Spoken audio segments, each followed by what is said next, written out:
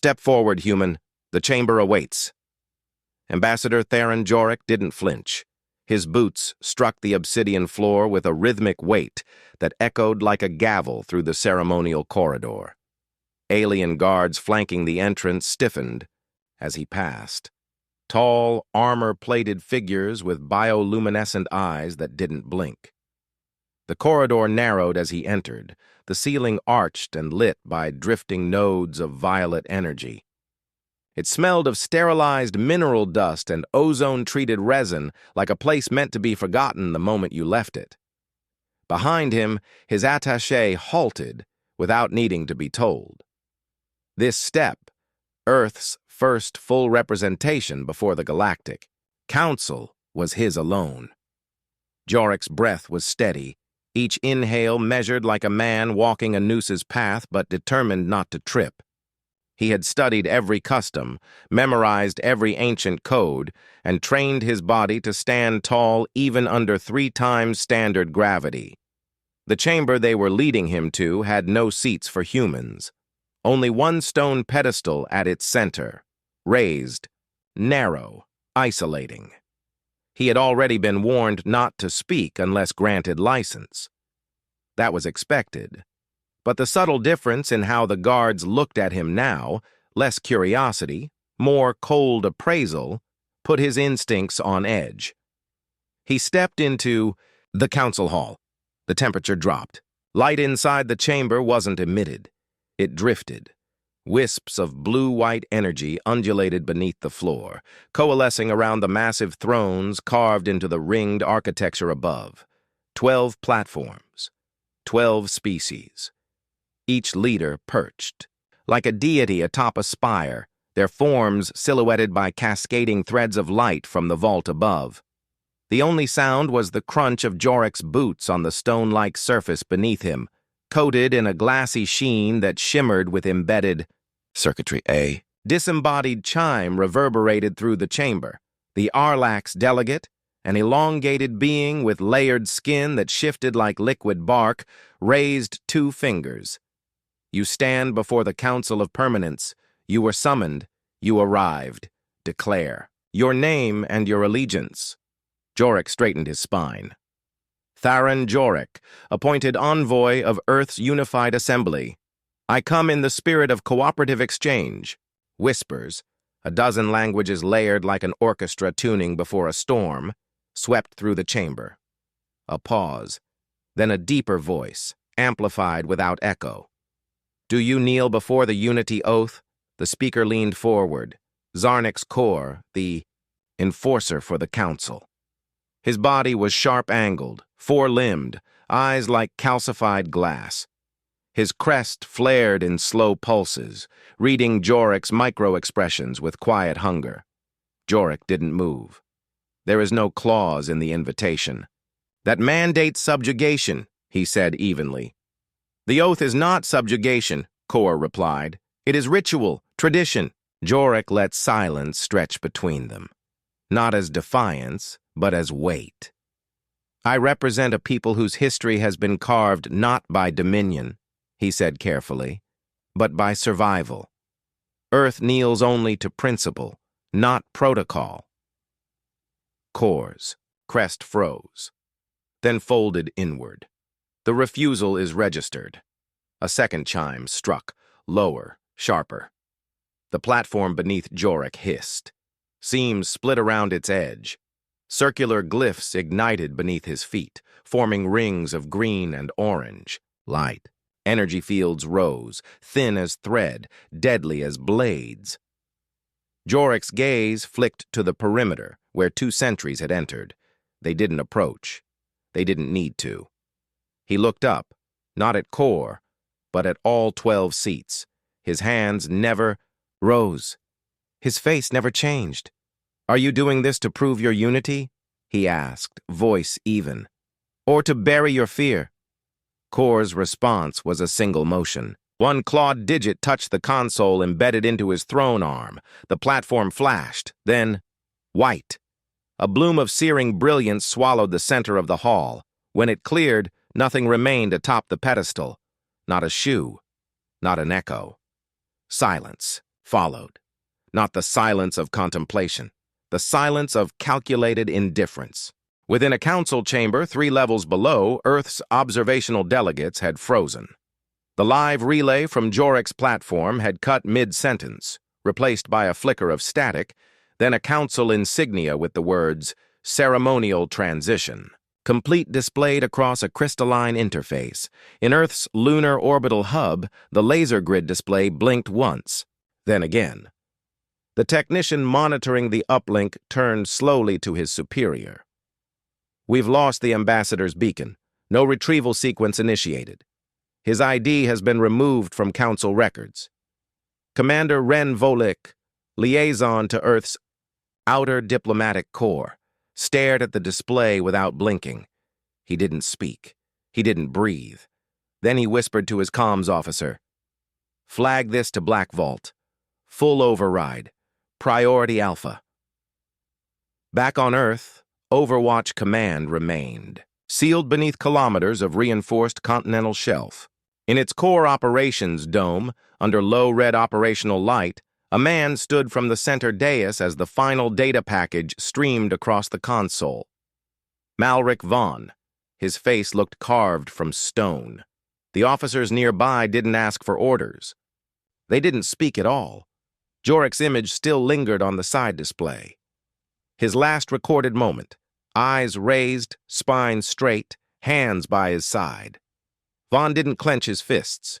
He didn't raise his voice. He simply reached forward and pulled a worn security token from around his neck. The device was old.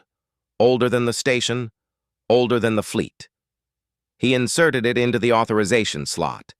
The main display pulsed once, scanning. Directive Orion. Activation confirmed, from the orbiting moons of Tau Cerini to the asteroid colonies of Fold 9. Dormant signal pulses awakened, embedded instructions crawling like ink through mesh conduits and forgotten links. Somewhere, in a black site command vault disguised as a cargo facility, a cold reactor warmed for the first time in 23 years. In that moment, Earth said nothing, but its silence was no longer compliance. It was the signal for war. "Seal all outer nodes. If anything bleeds light, I want it gone." Malric Vaughn's voice sliced through the operations chamber like a glass blade, measured, unflinching, final. Around him, Overwatch Command folded into motion without sirens, without chatter. Beneath the red spectrum overheads, officers moved like shadows, checking codes, securing corridors, wiping public-facing feeds. None of them asked what had triggered the sequence. The answer was already etched across the laser plasma displays. Lining the chamber walls, Theron Jorek, signal lost, ID nullified by council authority. Vaughn stepped into the inner sanctum, the war room he hadn't entered in 17 years. The threshold scanned him, acknowledged his biometric signature with a dull hiss. Inside, silence sat heavier than lead. The air carried the scent of ionized carbon and aged circuitry, a reminder that this place had waited longer than most men could endure. A table curved in the center of the room, its surface dormant. He placed his palm on it. The table woke, casting a lattice of crimson data threads upward. Each stream represented one of Earth's off-world arteries, some legal, others hidden in layered encryption behind fabricated shipping registries and false mining logs. One by one, those threads began to shift, bending, coiling inward toward a nexus point labeled Network 0. From the far side of the room, a figure entered without announcement. 17 years, said Darn Halveth, the Supreme Executor of Unified Earth Command. His voice carried none of its former warmth. He wore no medals, no ceremonial braid, just a uniform stripped to its function. "We were always going to get here," Vaughn replied. He didn't turn. Halveth circled the table, stopping beside him. His breath was slow, chest rising like a hydraulic piston, controlled, but not relaxed. "When I supported opening talks with the Council, Halveth said. I gambled with lives I was never supposed to risk. You gambled, Vaughn agreed. I calculated. No anger threaded the exchange, just the weight of divergent philosophies collapsing into inevitability. Halveth reached into his jacket and removed a shard of compressed data crystal, opaque, irregular, deliberately designed to avoid duplication. He laid it onto the reader. The table consumed it. Lines shifted, directives unlocked. Above them, a spherical heads-up display activated, slowly rotating, a three-dimensional representation of Earth's colonial spread across 37 star systems. From civilian agricultural hubs on Ios Reach to covert relay stations embedded in asteroid belts, everything pulsed in a blood-red heartbeat. This isn't a fleet, Halveth said, eyes scanning the rotations. It's a noose. It was never about firepower, Vaughn replied. It was about proximity, access, trust. We didn't plant bombs. We wrote ourselves into the root architecture. As he spoke, across council space, Earth's dormant nodes came alive. In the Celian trade spires, a gravity elevator halted mid-descent. Internal gyros failed simultaneously. Before anyone could reset the system, the elevator's stabilizer reprogrammed itself to overload. In the diplomatic quarter on Balcaris 9, a signal burst corrupted the planetary registry, rerouting traffic control to a phantom node. Ships realigned their vectors into each other. On the edge of Veltrix Theta, a mining operation owned by a council-approved consortium began pumping atmospheric ionization charges into its own tunnel systems. Minutes later, the crust cracked, triggering a quake that registered across orbital platforms. Back in the war room, the table began to vibrate subtly. Lines once symmetrical now writhed like veins reacting to adrenaline. Sealing worm gates, Halveth said, issuing the command through his biometric console. No transit in or out of Earth-controlled sectors. Within seconds, Council navigational systems began reporting failures. Vessels attempting routine hops hit blank nodes, no destination data. The mesh that underpinned Council communication, their way of syncing governance, resources, and emergency response, started stuttering, then collapsed in chunks. A junior officer's voice came through the comms grid, hesitant. Executor. They're trying to reroute, using fallback channels we didn't touch. Halveth didn't answer. He simply pressed his palm to a secondary control spike. The display shifted to deep operational, Level 7 clearance. Behind those, fallback channels were Earth's mimic systems, protocols designed to absorb, record, and then overload any signal pushed through them. Council fallback would become Council failure. Vaughn watched the flickers of collapse not with satisfaction, but with grim certainty. They still haven't declared us an enemy, he said. They won't, Halveth muttered. They're not built for preemptive understanding, only reaction. In orbit above Earth, the ghost fleets began to stir. Black Site. Command Vault 9, buried in the shadow of an ice moon, began offloading carrier ships with no call signs. Their outer shells bore trade logos, their hulls oxidized to look derelict. But as engines lit up, quiet as silent burn tech could allow, the illusion melted. Internal stabilizers locked into phase. Weapons rotated into charging position. Docked interceptors blinked green. These weren't ships waiting for war. They were ships written into the possibility of betrayal. Each one lifted without fanfare, aligning into formation that didn't resemble traditional Earth fleet arrangements. Instead, they formed broken clusters, patterns designed to mimic fractured shipping lanes. The deception was complete. By the time Council sensors noticed, the sky would already be under their shadow. In Overwatch, Halveth opened a secure channel to the Council liaison desk. The liaison, a thin-eyed diplomat named Harness Drell, appeared, half his face cast in the glow of his station's display. I demand explanation, Drell said, his voice tight. Our systems are experiencing. We've issued no statement, Halveth cut in. There is no declaration. Then what the hell is happening? We've revoked trust. The channel's severed. Halveth turned to Vaughn. Let them flail. Every second they try to understand, we take another limb. Directive Orion is fully active, one officer reported. 37 nodes online, worm gates locked, mesh collapse at 72% and climbing. Command uplinks are ours. Halveth leaned. Back slightly so it begins. No, Vaughn corrected, voice like cold iron scraping against marble. It already began. This is just them noticing. Outside Earth's orbit, the first strike fleet disappeared from radar. Not vanished, dived. They'd folded themselves. Between quantum sublayer nodes, routing through back doors only Earth knew existed. They weren't going to the front. They were already behind it, and Earth still hadn't spoken to the galaxy. Not once. Not yet. They've rewritten the interface. We're firing on ourselves. The shriek came from a council technician aboard. The orbital fortress Virilan Spire. His fingers scrambling across a console now hijacked by foreign logic. He clawed at touch panels, trying to override the sequence, but the system no longer spoke his language. Warning glyphs scrolled across the heads-up display, each one a countdown masked in Earth's silent code. In orbit above Ytharn Prime, automated coil turrets rotated without command, their targeting reticles locking onto friendly vessels docked. For inspection, they fired without delay. 3 destroyers crumpled before their captains understood they'd become targets, not guardians. Fires bloomed silently across the dark. The only sound within the station a chorus of sirens singing in too many directions at once.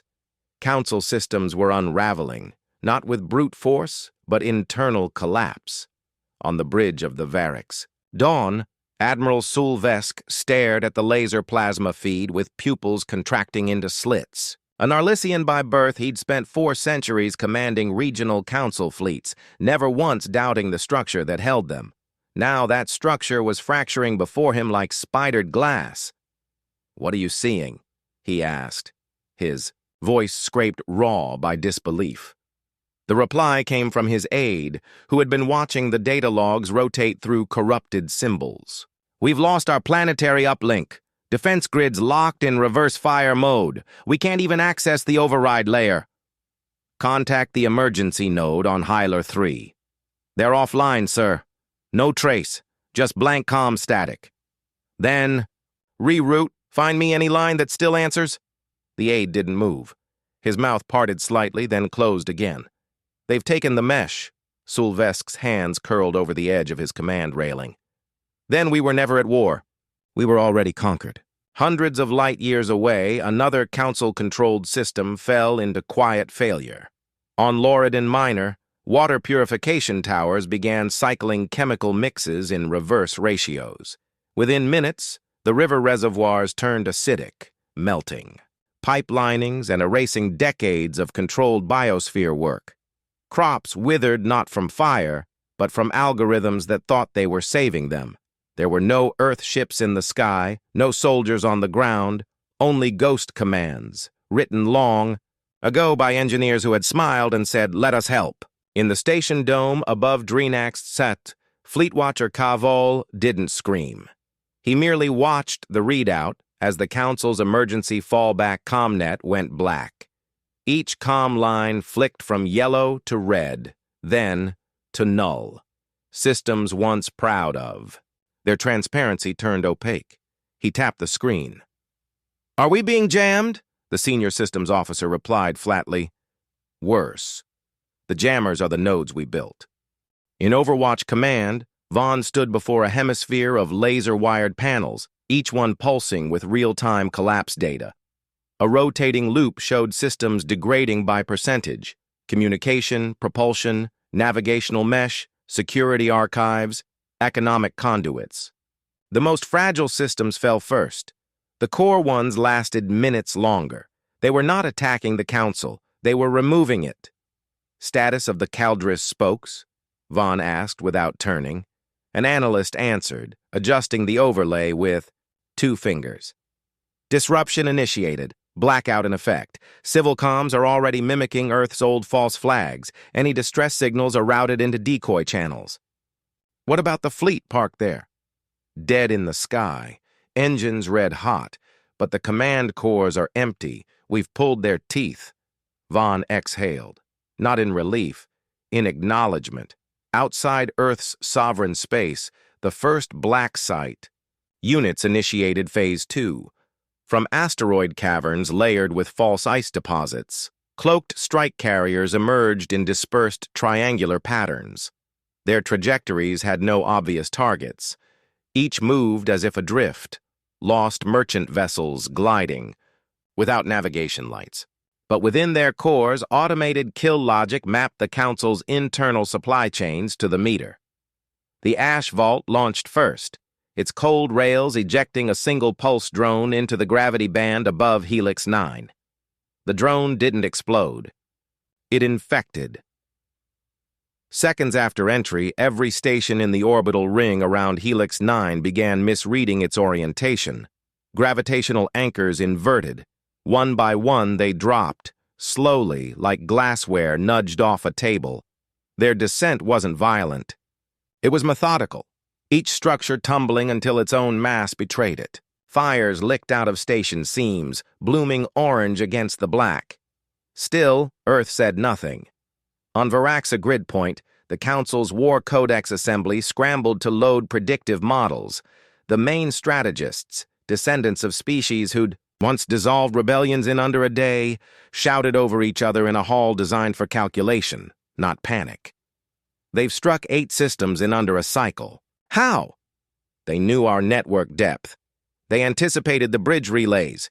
That's impossible. We rotate our link maps every 3rd phase. A Praxian data architect turned with dread in his voice. They weren't chasing our systems. They built them. In one corner of the war chamber, an elder strategist whispered into his sleeve. We never should have let them program the trade protocols. On Earth, Halveth leaned forward as the final node in the Veltrian cluster collapsed. His finger hovered over the command input for next phase engagement. Any transmissions from their High Council? He asked. No response. They're quiet. Good. He pressed the key. Elsewhere in the deep void near Zarnith Ridge, a line of Council-aligned vessels burst from a hidden dockyard, attempting to escape through a fallback worm gate.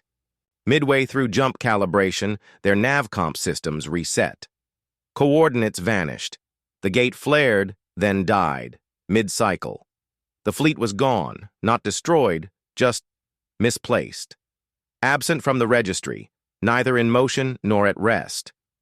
A tactical blackout so complete that even their own sensors refused to acknowledge them, and still, Earth had not spoken. Patch Virel into Core Relay 4. If his sync holds, we take the Nalvir cluster by nightfall. Darn Halveth's tone was clipped, not cruel. He stood beneath the spindled war lattice, surrounded by threads of red and amber slicing through the overhead display. Each line marked a Council system already silenced or falling. None had recovered. The operative near him, mid-rank, alert-eyed, hesitated only a breath. He's been online for 16 hours. That's a dangerous window. Halveth didn't blink. If we wait for safe windows, we're not the ones writing the end. No one argued. The order passed. Commander Brecken Virel lay in a suspended linkage cradle 6 levels below. His body floated in a magnetic chamber, bare except for the neural interface halo clamped around his scalp. Conduits extended from the ports along his spine, weaving him into the ship's combat lattice. The display over him flickered with rotating starfield segments, dozens of battlefield simulations, all running concurrently in his mind. He was dreaming of destruction, and steering every frame of it. Contact traced in the outer spine of the Korath belt, whispered the AI voice in his inner ear. Deployment window! 12 seconds! Virel moved without thought. He shifted 3 drone squadrons through hidden approach vectors.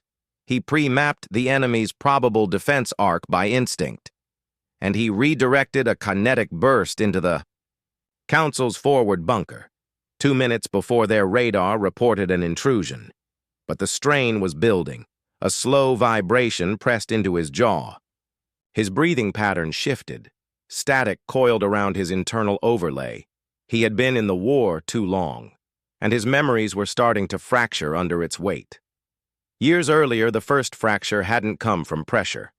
It had come from a warning. Don't trust clarity. It's always the most efficient lie, Vaughn had told him as they walked the edge of Earth's lunar listening arc. That night, Earth had just received its first invitation to the Galactic Council. "We're not ready for this," Varel had replied, eyes tracking the green flash of a relay tower resetting its time loop. "That's the point," Vaughn said. "Neither are they." They had walked in silence for a time, until Vaughn had stopped near the exposed plating of a surface lab. He pointed to the anchored satellites overhead, drifting across the black like scattered dice. "What do you see?" "Trajectories," Varel answered. "No, you see exposure, leverage. We're giving them eyes. That means we have to be the hand that blinks first." That conversation had sealed Varel's path. And over the next decade, he helped craft the greatest quiet lie humanity ever whispered into the stars. The sabotage didn't begin with weapons. It began with help. Earth had offered engineers, fluent in alien code, gifted in substructural design, humble on the surface. They rewrote encryption modules for Council logistics. They standardized relay formats across species. They patched vulnerabilities, cleaned redundancies, optimized fuel tracking metrics, and in doing so, they embedded invisible teeth into the network, a silent skeleton of control beneath the Council's skin. Each act of goodwill carried a ghost, hard-coded compliance updates that only Earth's private keys could reverse, subroutines that never surfaced unless prompted. Earth's architects never used backdoors. They were the doors.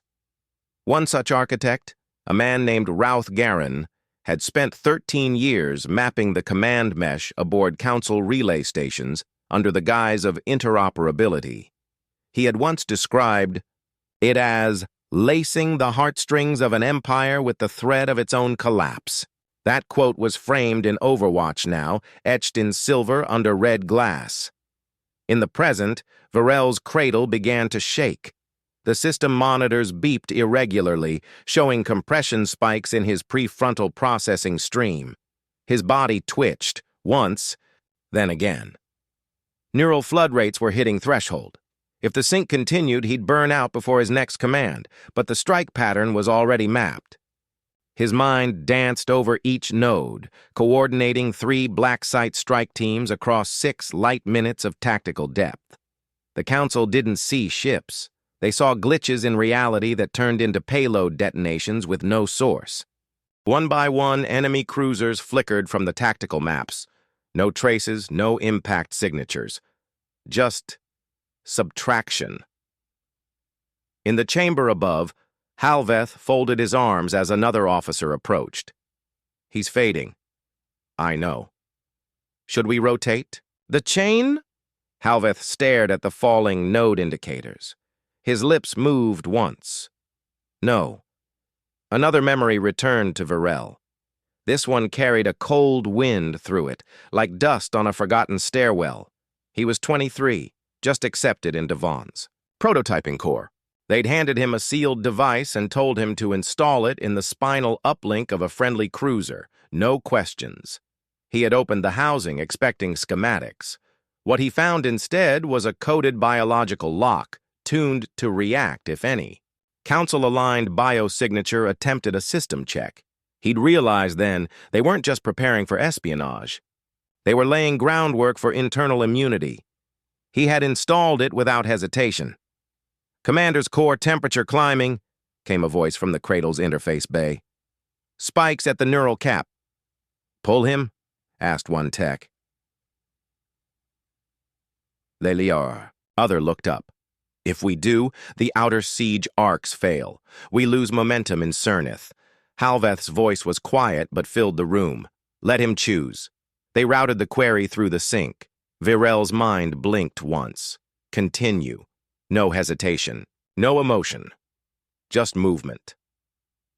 Outside the Black Site fleet, drop pods began falling like coiled daggers into the burning sky of Drexus 4. No lights, no audio, no threat broadcast.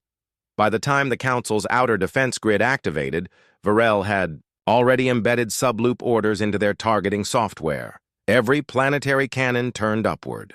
But the pods were already behind them, inside atmosphere, delivering payloads to command hubs rigged to fail safe. The destruction wasn't bright. It wasn't explosive.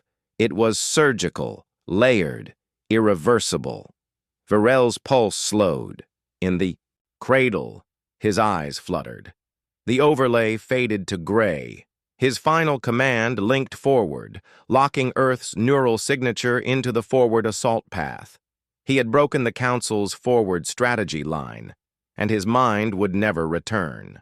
In Overwatch, Halveth bowed his head just for a breath, then raised it. Initiate the next neural candidate and clear the cradle. Let the record show, Sorvek began, voice steady, that Earth's use of experimental spatial weaponry constitutes an act of systemic aggression against a Council-recognized delegation. His words echoed through the domed chamber of the Galactic Council Assembly, its golden acoustics designed to carry sound without amplification. Each syllable landed with artificial grace, calculated and rehearsed. Above him, beams of filtered daylight filtered through fractal ceiling panels, scattering patterns across the stone floor like fragmented justice. Delegates shifted in their seats. No one applauded. No one spoke. Sorvek stood alone beneath the central glyph, framed by banners representing over 300 civilizations. The colors behind him, silver flame on black, marked Darien Prime, a world once feared for its influence, now observed. Commander Wren stood to the side, unreadable. He had not removed his uniform. He wore no medal, no sash, no flourish. Only muted charcoal fabric, boots matte from dust, posture steady. He said nothing yet. He didn't need to. A heads-up display flickered into position at the Council's request. Projected on the upper wall, a spinning archive seal rotated slowly. Official review was underway. Not only was our vessel assaulted by unconventional, gravitational manipulation, Sorvek continued, but Earth failed to declare intent. They responded to diplomacy with technological entrapment. This is a violation of Section 19A of Council Accord structure. He paused, eyes scanning the chamber. Few met his gaze. Furthermore, he added with a shade of controlled disdain, the Aegis system represents an undisclosed energy platform outside acceptable oversight. There was no submission for review, no transparency. This is subterfuge, masquerading as sovereignty. He stepped back. Still, no applause. Wren walked forward. Not quickly, not slowly. Each step deliberate. When he reached the center, he waited for the room to quiet. Then he tapped his wrist plate. A soft chime rang out. The chamber darkened. The central display shifted. Archive 1175A, Wren said. Earthcom intercept. Origin, Valrus flagship. Timestamp, 4 hours before Darien Fleet initiated weapon sequence. The recording played without flourish. Sorvek's voice filled the air again, but not in performance. This time it was private, clipped, candid. We make the offer once more. 30% water extraction, 50% lunar material yield, total orbital jurisdiction.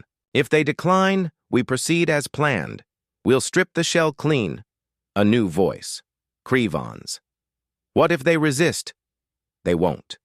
They think diplomacy will save them. We act before the Council's procedural arm can react. We finish before they speak. The clip ended. Silence wrapped the chamber in glass-like stillness. Recorded from a tethered observation relay at the edge of Neptune's shadow field, Wren said. Cross-spectrographed against multiple relay nodes. Confirmed authentic. He lifted his head, locking eyes with the Council moderator. The Aegis field didn't initiate violence. It prevented its escalation. Our weapons never fired.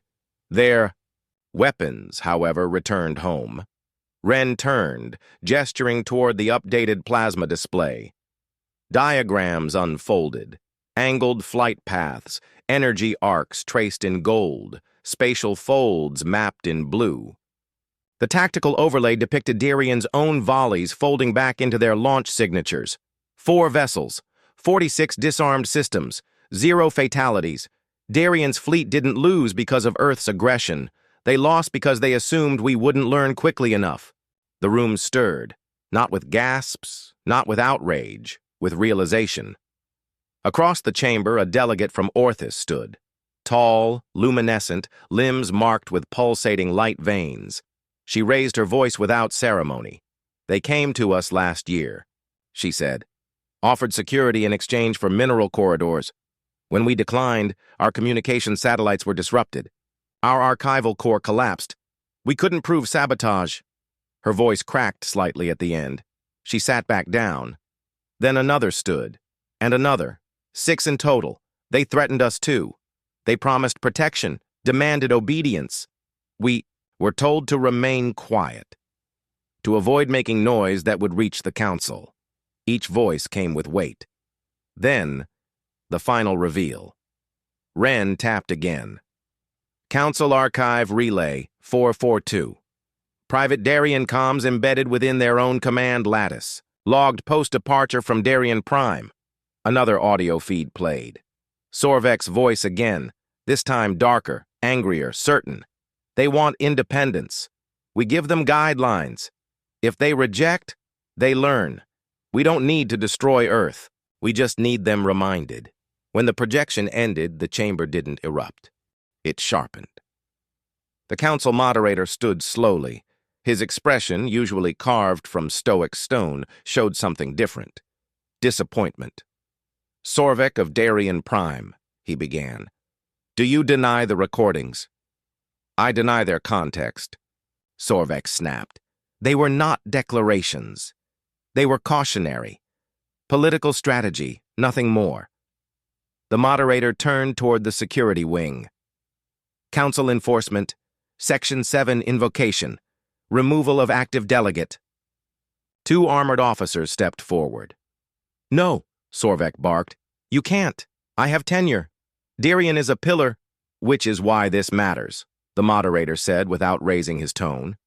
"A structure must carry weight, not corruption." Sorvek's hands curled inward, but he did not resist. He was escorted from the chamber, not dragged, not silenced, just watched. The doors closed behind him. A single heartbeat passed before the silence broke. Council representatives whispered, not in panic, but in reconsideration. Ren remained at the center, still not triumphant, still not celebrating. "We do not ask for retribution," he said. "We don't want titles, territories, or tribute." He paused, letting the air settle. "What we ask is that no world should be above consequence. That diplomacy be grounded in accountability, not fear." He let the next sentence drop like iron on ice. "No more protected predators." The room didn't erupt. It aligned. Delegates nodded, some slowly, others with conviction. The council moderator returned to the platform. "There will be review," he said. "There will be reform. There must be." And so, the tone of the galaxy shifted, not with weapons, but with a verdict, and the sound of laws being rewritten without needing another war to do it. "They've turned our people against us." The words hissed through Zarnik's core's mandibles like dry leaves crushed underfoot. He paced the outer arc of the emergency chamber, claws clicking against the obsidian-inlaid tile. Around him, the remaining council delegates flickered on segmented laser plasma feeds, faces warped by latency and panic. What once was a unified tribunal had become a cracked lens, each fragment reflecting fear in a different color. "They do not need your permission to defect," muttered a Kurnari diplomat, her frilled neck twitching as distant alarms echoed through her station. They are abandoning a ship already half sunk. Core froze, his upper arms curling tight to his chest. You mistake tremor for betrayal. This is cowardice, not dissent. They watched what Earth did, another delegate spat, this one from the Vascarn fold. They didn't shout, they didn't posture. They simply unwrote us. Static bled across the upper right segment of the display, then resolved into an alert. The Council's comm beacon at Nereth's gate shattered. Another flickered out. Trinalax gone. Core growled low and turned to his aide. How many primary beacons remain? 4, came the soft reply. Of the original 32. Deploy tactical reserves. There are no reserves, Counselor. Core's stare tunneled through the officer. They've either withdrawn or defected. Across the stars, the Empire cracked. On the dry plains of Ryath 7, civilians surged through the gates of a Council supply depot, tearing down emblems with bare claws and tentacles. Graffiti painted in ancient dialects marked the outer walls, liars of peace. Their own military guards stood by, weapons lowered, watching the chants build like tidal friction. On the ocean-wrapped moons of Tilrex, riots burned not for vengeance, but remorse. Speakers broadcast Earth's one-line message in rotation, feeding the flames. He stood for peace. You burned peace. Now you burn with it. The crowds didn't retaliate. They wept. They howled. They questioned everything they were told. In the council chamber, a dozen subroutines blinked red on Core's console. Trade delegations had halted. Automated fuel transfer chains had severed themselves. Black market hubs, those unofficial networks the Council once allowed to keep peace in unstable regions, now answered to Earth, and Halveth had made it clear he wanted those hubs intact. Not as targets, but as tools, from an isolated cruiser embedded. Within a gas cloud near Othran Spire, Halveth issued new orders. The encryption was subtle, routed through mimic pulses embedded inside pirate comm chatter. The black site ships shifted targets, no longer erasing infrastructure but redirecting it. Civilian evacuation shuttles were herded by misaligned beacon. Coordinates into open space. No fire, no destruction. They simply vanished from Council radar. When those ships reappeared, Earth's signature wasn't stamped in violence. It was printed into their logs, lines of rewritten code stitched into every navigational memory, every cultural database. Entire planets would welcome their evacuees home, only to find doubt sown in their archives, systems misfiled, laws contradicted. History shifted by a fraction, enough to shake faith, enough to blur loyalty. Back in the Overwatch vault, Halveth observed the spread. Report from intercepted escape convoy out of Cedra Field, said Vetch, scanning the Ripple data. All 119 personnel rerouted. No fatalities. Subtle modification completed. Cultural lexicons now include Earth's diplomatic doctrine as standard. They'll never know where it came from, Halveth murmured. They'll just feel it. Was always there. No countermeasures. They won't catch it in time. We didn't target their defenses. We infiltrated their belief. Farther along the border, Earth's influence bloomed like frost under glass. The Arvan Syndicate, once a council stronghold, submitted a formal withdrawal from the alliance. Their message was short. Your silence shamed us more than Earth's fire. We will not fight for those who abandon honor.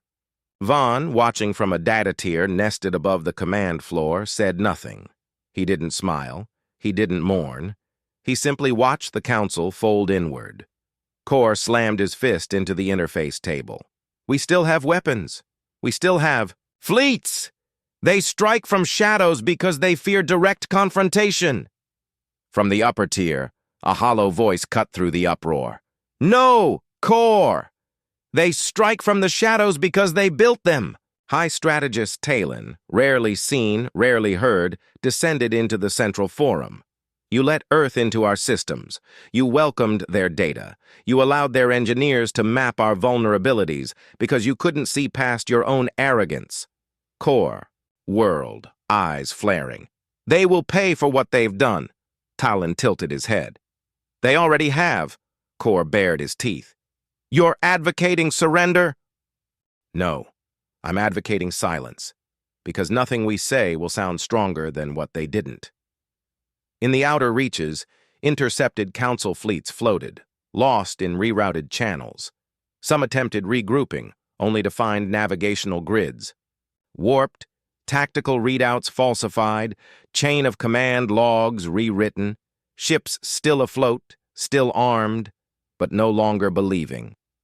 On Drenorth's moon base, a junior tactical officer whispered to her commander, "I don't know who our enemy is anymore." The commander said nothing, because she didn't either. Halveth keyed his final order into the relay grid. Implement Phase 2. No more erasure. What then? Vetch asked, throat dry. Contamination, Halveth replied.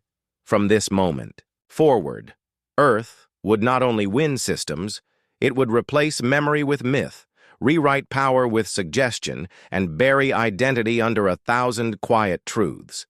The Council was still alive. Execute the sequence. Halveth's voice emerged like a whisper pressed through concrete. No elevation, no urgency, just a trigger with no return. Across Earth's command lattice, the relay codes fired in staggered pulses, 33 separate vectors, each routed, through different blacksite uplinks to avoid pattern prediction. Their targets, the final 3 Council fleet capitals buried deep within fortified systems. Paladax Core, Zevran Hold, Morvek Line. They had not spoken since Earth's broadcast, and now they would not again. On Paladax Core, Council AI Defense Protocol Virex 2 awoke to half-burned alerts. External satellites were returning corrupted data. Atmospheric scrubbers were reporting collision trajectories against internal structures. No weapons fired, no enemies approached. And yet, orbital cannons began recalibrating, inward. From the bridge of their flagship Central Gath, Admiral Relek tried to manually override. The input panels resisted, locking behind firewall glyphs that hadn't existed yesterday. When he called for full AI access, the Core replied in its primary language. Authority. Loop engagement complete. Awaiting recursive logic verification. It said nothing else. Because the loop never ended. 2 hours later, the station was struck by its own orbital defense ring, each impact a calculated obliteration of key nodes, guided by reprogrammed internal comm relays. The fleet's attempt to respond failed before ignition. Fuel locks sealed themselves mid-cycle. Engines hissed, groaned, then died. No external signal ever reached them. Zevran Hold met a different fate. Earth didn't sever its grid or crash its cannons. Instead, it activated dormant disassembly units embedded decades earlier in their terraforming. Alliance, machines buried beneath crust, tasked with planetary health. They woke and began to unmake. Power conduits were redirected to run molten back through infrastructure veins. Cooling lines were cross-fed with reactive compounds until the inner sanctums melted inwards, forming caverns of red glowing slag. Within the control tower, Director Hal Zine stared at the overhead displays as seismic graphs danced like ritual. Flames. This is not war, he whispered. One of his officers, still loyal, still trembling, nodded, unable to speak.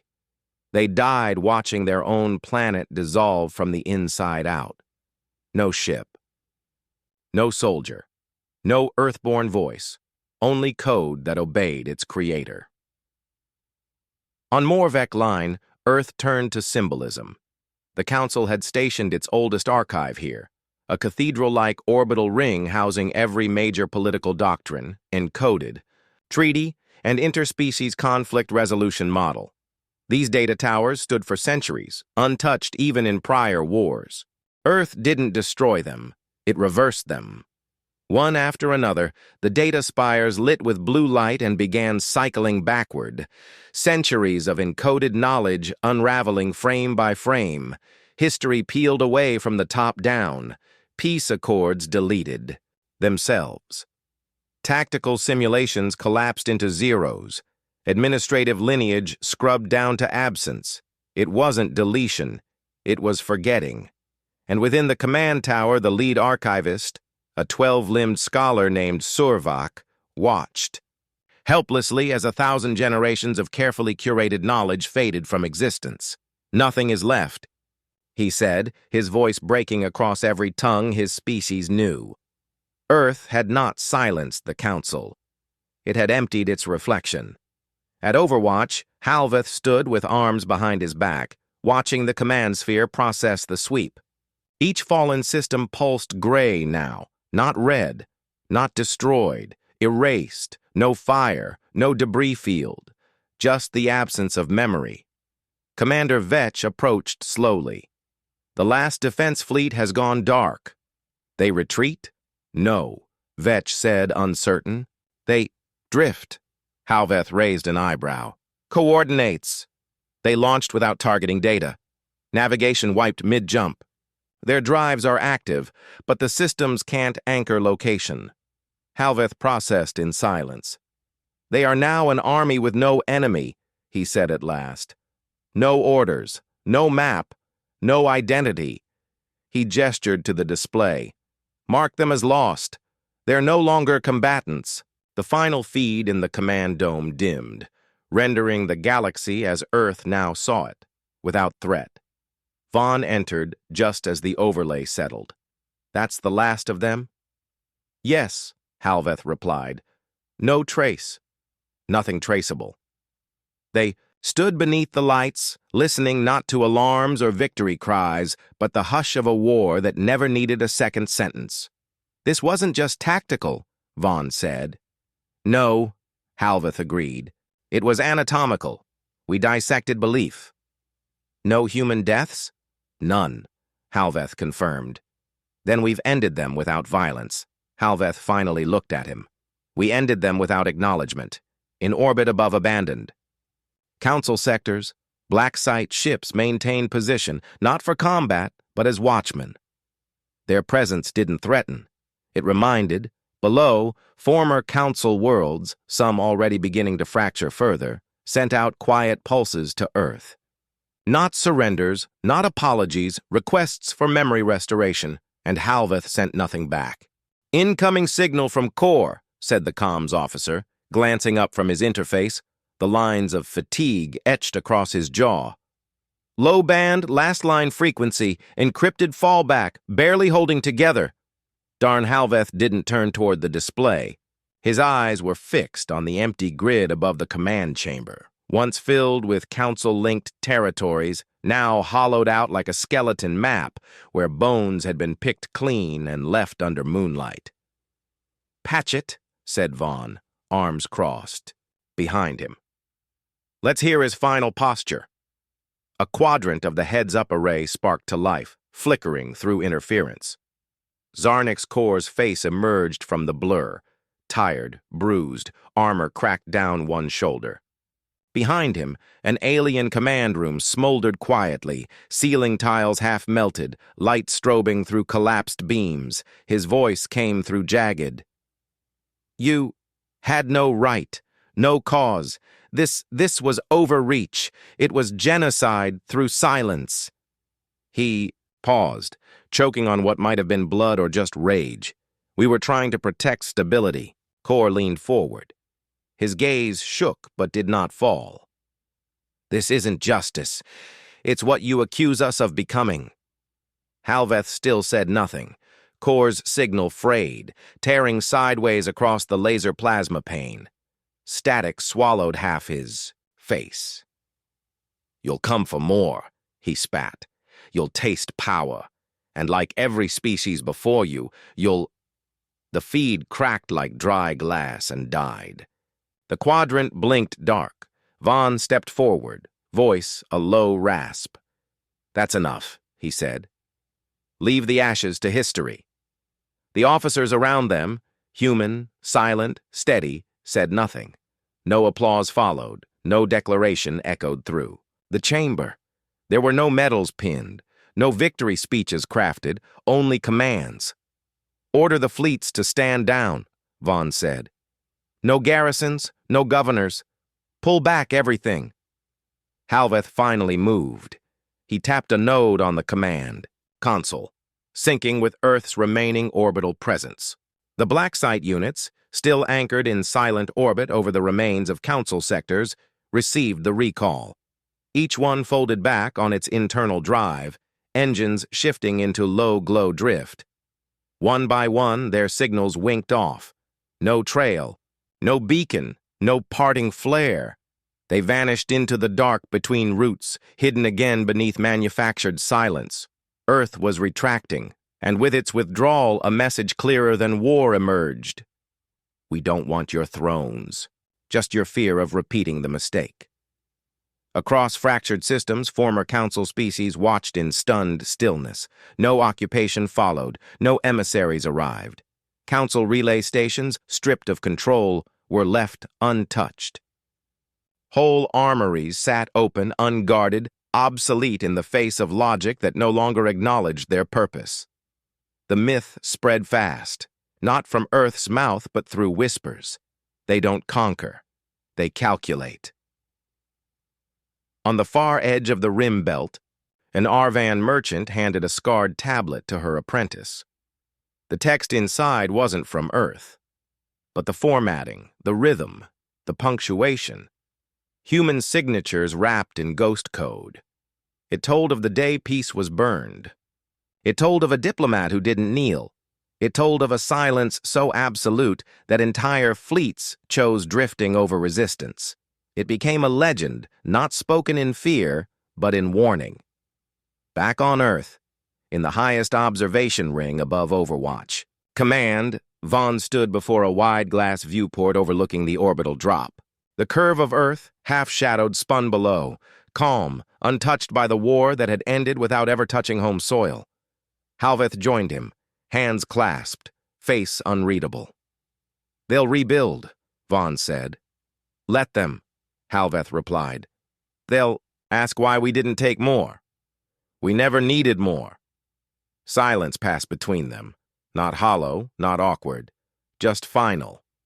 Behind them, in a secured chamber, the last line of Directive Orion folded itself back into encryption.